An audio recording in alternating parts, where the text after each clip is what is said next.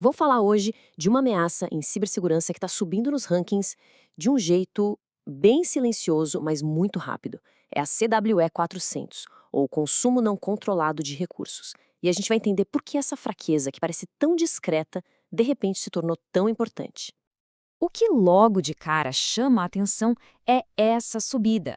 A CWE 400 simplesmente pulou 13 posições no ranking de 2024. Foi o maior salto entre todas as fraquezas listadas. Um sinal bem claro de que alguma coisa grande está acontecendo aqui. E aqui a história começa a ficar interessante. Olha só essa contradição. A gente tem essa subida impressionante, né, para a 24ª posição, mas aí, na coluna CVS em Kev, o que a gente vê? Zero. Exatamente. Isso quer dizer que, apesar de toda essa importância, não existem vulnerabilidades dela sendo ativamente exploradas e listadas no catálogo oficial. Estranho, não? E essa é a grande pergunta que a gente precisa responder. Por que uma fraqueza que aparentemente não está na linha de frente dos ataques, de repente subiu tanto no radar dos especialistas? É esse o mistério que a gente vai desvendar. Bom, para começar a resolver isso, primeiro a gente precisa entender o que é exatamente essa vulnerabilidade. O que de fato significa consumo não controlado de recursos. A definição formal é até bem direta, né? Acontece quando um programa, um software, simplesmente não gerencia direito os recursos que são, por natureza, limitados. É como deixar uma torneira aberta. Se ninguém fechar, uma hora a água acaba ou inunda tudo. A lógica é a mesma. E aqui está o pulo do gato, o objetivo. Quem explora CWE 400 geralmente não está querendo roubar dados. O alvo é outro, é derrubar o sistema. É um ataque focado em disponibilidade, para causar o que a gente conhece bem como negação de serviço, o famoso DOS.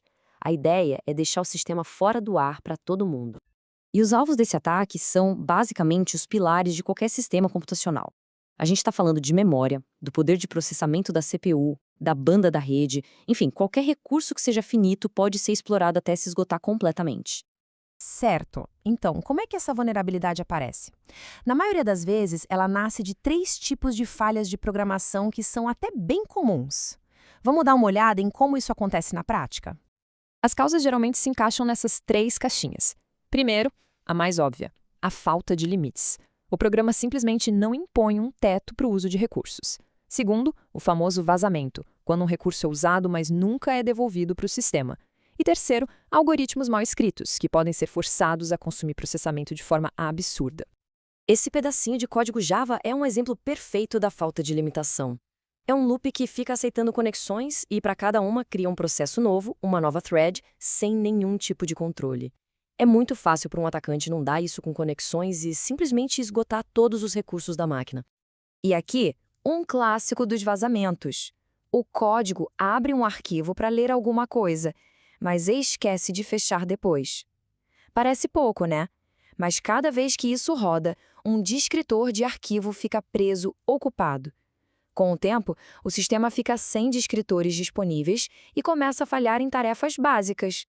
Ok, já entendemos as causas. Agora vamos ver as duas táticas principais que os atacantes usam para explorar a CWE 400.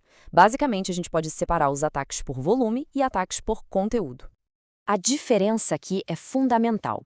A inundação, o flooding, é um ataque de força bruta. São milhares e milhares de pequenas requisições para sobrecarregar o alvo. Já a alocação excessiva é mais elegante, mais cirúrgica. Às vezes, uma única requisição, se for bem montada, já é o suficiente para causar um estrago gigantesco. E esses ataques de inundação são velhos conhecidos. O TCP Flood, por exemplo, que enche a tabela de conexões do servidor. Ou o HTTP Flood, que manda tantas requisições que parecem normais que a aplicação não aguenta e para de responder para quem realmente precisa. São todos exemplos clássicos de ataque por volume. Agora, para a alocação excessiva, não tem exemplo melhor do que um clássico, o Billion Lefts Attack. Ele também é conhecido como bomba XML e é o exemplo perfeito de um ataque baseado em conteúdo. Olhem bem para essa estrutura. Parece um texto inofensivo, pequeno, certo? Mas ele foi feito para se expandir de forma exponencial. Cada entidade LOL faz referência a várias outras, que fazem referência a várias outras. É uma reação em cadeia. E o resultado disso é devastador. Na hora de processar esse arquivo minúsculo, O sistema tenta alocar gigabytes, às vezes até terabytes de memória. A CPU vai para 100% e o programa simplesmente trava, cai. Tudo isso por causa de uma única requisição maliciosa. Certo, agora a gente tem todas as peças do quebra-cabeça. A gente já sabe o que é a CWE400, como ela surge e como é explorada. Então, chegou a hora de juntar tudo isso e finalmente responder a nossa pergunta lá do início. E aqui está a chave de tudo. A CWE400 raramente é a causa raiz de um problema. Na verdade, ela é a consequência, o sintoma final de alguma outra falha de programação que aconteceu antes. Essa tabela ilustra isso de um jeito perfeito. Uma falha inicial como um estouro de inteiro, um Integer Overflow, CWE190, pode levar o programa a tentar alocar uma quantidade absurda de memória, CWE790. E qual o resultado final disso? Esgotamento de recursos, a nossa CWE400. É um efeito dominó. E não é só estouro de inteiro. Vazamentos de recursos, a tal da falta de liberação, CWE772, ou simplesmente não ter limites de alocação, CWE770. São várias outras fraquezas bem específicas que, no fim da cadeia, levam a CWE400. Isso só reforça a ideia de que ela é uma fraqueza mais fundamental, quase uma condição do sistema. Eu gosto muito dessa frase porque ela resume a ideia perfeitamente. A CWE400 não é a arma do crime em si. Ela é a fundação fraca do prédio, a rachadura na parede que já estava lá, só esperando a oportunidade para que o desastre acontecesse. E com isso, o mistério está resolvido.